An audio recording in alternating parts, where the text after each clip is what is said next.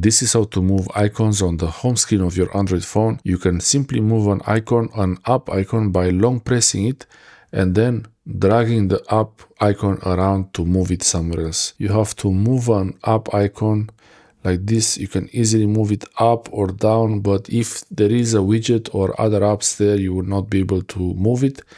But you can also move this up to another page here. For example, I moved it to another page, and then I go and move it back to the main home page.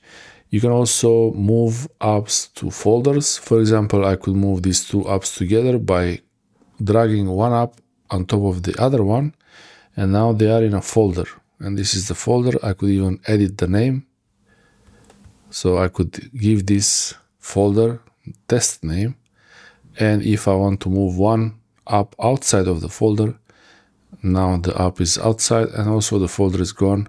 The other app is taking the usual space like before. Now I can put them back how they were. But this is how you move the apps around on the home screen. Thanks for watching.